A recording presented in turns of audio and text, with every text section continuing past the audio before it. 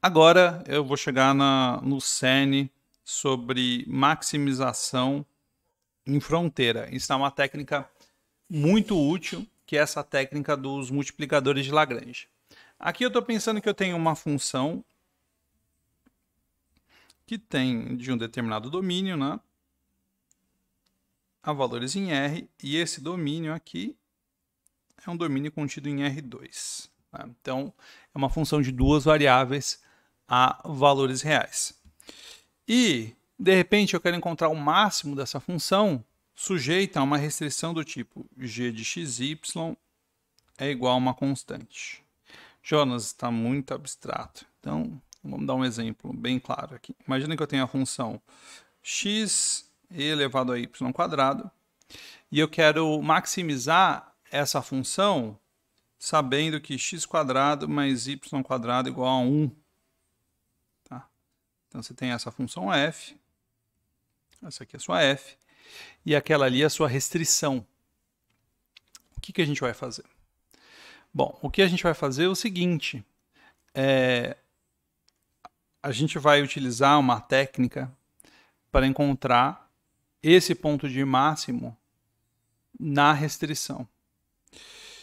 E o que acontece é que o ponto de máximo na restrição, ele vai ser um cara tangente, né, a curva, a essa superfície, essa curva de nível da g de xy, e assim como o gradiente da g também é.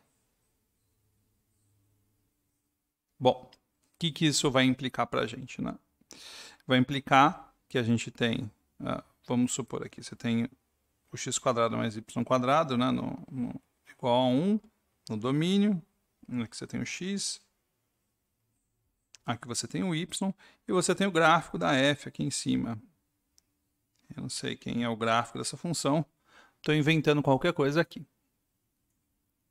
Mas o que vai ser mais importante para mim? O mais importante é que o gradiente da minha função,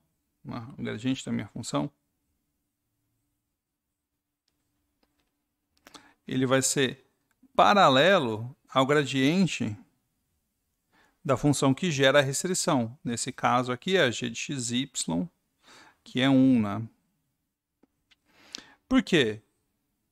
Porque os dois, né, num ponto de máximo aqui, num ponto de máximo restrito, talvez a f esteja para cá, e a g vai estar para cá, porque os dois são perpendiculares à curva de nível. Então a gente resolve desse jeito. E aí quem que é o gradiente da f? O gradiente da f aqui é um e elevado a y quadrado e um 2yx e elevado a y quadrado. Esse aqui é o gradiente da f. E o gradiente da g? Bom, é 2x, 2y. E aí a gente cai no seguinte problema. E elevado a y quadrado é igual a lambda vezes 2x e 2yx e elevado a y quadrado é igual a lambda vezes 2y. Né? Se o lambda for diferente de zero, e ele tem que ser diferente de zero, e o y também, né? Se o y for diferente de zero, eu posso cortar 2y aqui e 2y aqui. E aí eu vou chegar à conclusão o seguinte, que o lambda é x e elevado a y quadrado. Eu substituo nessa equação e vou chegar aqui, e elevado a y quadrado é igual a x e elevado a y quadrado vezes 2x. Esse cara nunca é zero. E aí eu vou chegar à conclusão que 2x quadrado é 1, que x é igual a mais ou menos raiz quadrada de 2 sobre 2. E aí eu jogo na restrição e acho o y, né? O y também vai dar a mesma coisa, né? Já que x quadrado mais y quadrado é 1. Então aqui, o que aconteceu? Eu achei quatro pontos críticos, né? Desculpa, 4 pontos extremos para a fronteira. E aí como que eu vou decidir? Bom, eu vou decidir substituindo esses valores e descobrindo, de fato, quem é o maior e quem é o menor. Eu vou ter que fazer essa conta para todo mundo, né? Mas essa função que eu passei, ela é a derivada em relação a x sempre crescente, em relação a y sempre positiva, né, também. E o que isso quer dizer? Que o maior valor de x e y individualmente é o melhor possível e o menor de x e y individualmente é o pior possível, né? Então, o ponto de máximo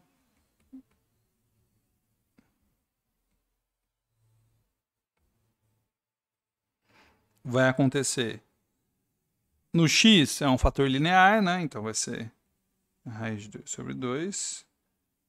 E no y, pode ser mais ou menos raiz de 2 sobre 2, né? Porque o y está ao quadrado. E o ponto de mínimo vai ser no menos raiz de 2 sobre 2. Então, depois que eu chego nos candidatos, como esse caso aqui, eu tenho que voltar e substituir. Legal. Então, vamos fazer mais alguns exemplos agora usando esse método aí, que é o método dos multiplicadores de Lagrange. Legal. Vamos ver um exercício legalzinho aqui. O primeiro que seu professor passa é f de xy, x quadrado menos y quadrado, e ele pede para achar os pontos críticos sujeito à restrição x quadrado mais y quadrado igual a 1, que eu vou dizer que é g de xy igual a 1. Lembrando que o nábula de g nesse caso é 2x, 2y, e o nábula da f, nesse caso, é 2x menos 2y. O que eu vou fazer? Vou igualar esses caras, dizendo, né, que um é múltiplo do outro. E aí, eu tenho que 2x é igual a lambda 2x e 2y é igual a lambda menos 2y. E essas equações, elas têm que ser satisfeitas simultaneamente, né? Essas equações precisam ser satisfeitas simultaneamente. Essa primeira equação aqui diz para a gente que ou o x é zero, né? Ou o lambda vale 1. E bom, se o lambda vale 1, aí a gente vai ter que o y é zero. Tá. Só substituir na equação de baixo, a gente vê aí que o y é zero. E, bom, se o y é zero, isso quer dizer que o x é mais ou menos 1. E se o x é zero, o y é mais ou menos 1. Né? Então, a gente tem os nossos candidatos. 0, 1, 0, menos 1, 1, 0, menos 1, 0. E o que a gente faz? A gente substitui e calcula o valor da função para cada um deles, tá? É isso que a gente faz. Então, aqui vai dar menos 1, esse aqui também é menos 1, aqui vai dar 1 e aqui vai dar 1. Então, esses dois aqui são os pontos de máximo e esses dois aqui vão ser os pontos de mínimo, né? Tranquilo. Então, esse exemplo foi um pouquinho simplório. Vamos dar uma olhadinha no próximo exemplo. Imagina que eu tenho essa função aqui.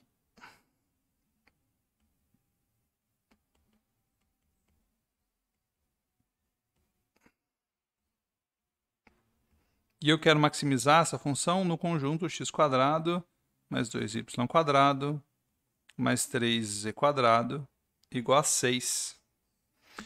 Isso aqui eu vou chamar de g de xyz e vou dizer que o nábula de f é paralelo ao nábula de g. E, bom, o nábula de f é o vetor yz, xz, xy é igual a lambda vezes o nábula de g, que é o vetor 2x, 4y, 6z. Bom, agora eu igualo essas coisas, né? E vou dizer que yz é igual a lambda 2x, xz igual a lambda 4y, xy igual a lambda 6z. Muito interessante, né? Muito interessante. E se a gente multiplica essas três equações, né? Eu acho que esse é o jeito mais fácil, talvez, de resolver, multiplicar tudo dos dois lados. Ou não. Deixa eu pensar um pouco.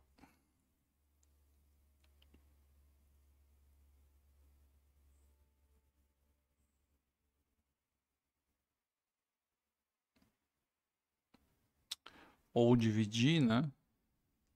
Eu vou dividir. Tá bom, o ruim de dividir é que você precisa garantir que todo mundo é diferente de zero. Então, deixa eu multiplicar essas duas primeiras e eu vou chegar aqui xy, z quadrado é igual a 8 lambda quadrado xy. Tá bom. Aí eu posso, né, pode acontecer de xy ser zero. Pode acontecer de xy ser zero.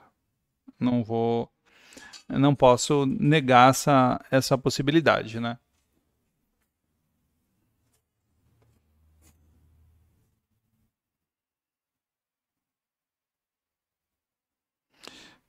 Mas, vamos dizer que, bom, xy é igual a zero ou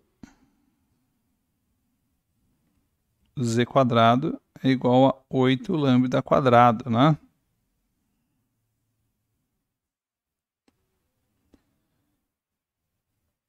E se x vezes y é igual a zero, né? Então, x e y tem que ser zero. A gente tira isso das outras equações. E aí o lambda também teria que ser zero. E o z também teria que ser zero. Tá? Então, isso não é interessante para a gente. Beleza. Então, a gente vai descartar essa possibilidade. E eu vou simplesmente dividir por xy dos dois lados. E eu vou chegar aqui z quadrado igual a 8 lambda quadrada.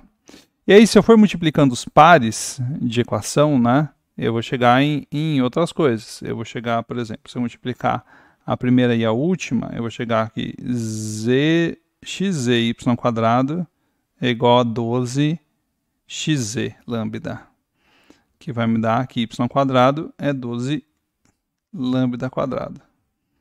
E da mesma forma, né, para x, eu vou chegar aqui x quadrado, multiplicando as duas últimas, né, igual a 24 lambda quadrada. Beleza, legal. Resolvi?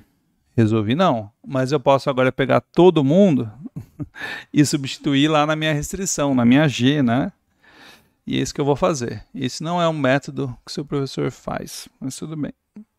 X quadrado, 24 lambda quadrado, mais 2y quadrado, que é 2 vezes 12 lambda quadrado, mais 3 vezes z quadrado, que é 8 lambda quadrado, igual a 6. Então, isso aqui vai dar 24 mais 24 mais 24. Dá 3 vezes 24 lambda quadrado igual a 6, né? Então, isso aqui dá 2. Lambda vai dar raiz de 1 sobre 12. Legal. Aí, com isso, a gente consegue calcular mais ou menos, né? Raiz de 1 sobre 12. Aí, com isso, a gente consegue calcular o z, o x e o y, substituindo de volta, né? O z quadrado era 8 vezes lambda quadrado, então vai dar 8 sobre 12. Simplifica por 4, né? 2 terços, e aí a gente chega que o z é mais ou menos raiz de 2 terços. E da mesma forma para o x e para o y, tá? O x vai dar mais ou menos raiz de 2 e o y vai dar mais ou menos quem?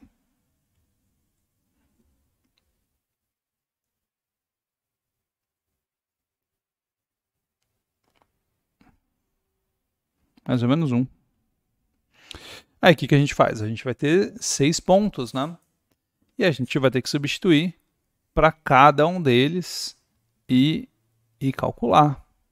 Tá? Vai ter que substituir para cada um deles e calcular. Se a gente tivesse, né, se a equação tivesse dado para a gente que o lambda era 0, então eu deveria ter yz,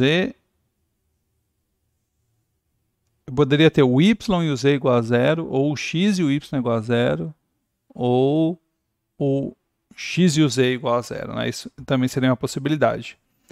O lambda 0, e aí eu teria os pontos da forma 0, 0, z, 0, 0 e 0, y e 0. E como que eu descubro quem são esses caras? Eu substituo na equação original, né, que é a equação da restrição original. X² mais 2y² mais 3z² igual a 6. Aí, se o x e o y são 0, isso quer dizer que o z vai dar mais ou menos raiz de 2, né? Mais ou menos raiz de 2. Se o y e o z são 0, o x vai dar mais ou menos raiz de 6. E se o x e o z são 0, o y vai dar mais ou menos raiz de 3, né? Mais ou menos raiz de 3. Então, eu tenho muitos pontos aqui para testar. E eu tenho que calcular f em todos esses pontos, tá? Eu tenho 6 pontos aqui. Tenho 6 pontos em cima, tenho 6 pontos embaixo. E é isso, eu tenho que agora substituir e, de fato, calcular o valor da função. Eu não vou fazer isso, mas é assim que a gente termina de resolver esse exercício aí de multiplicadores de Lagrange com 3 variáveis, hein?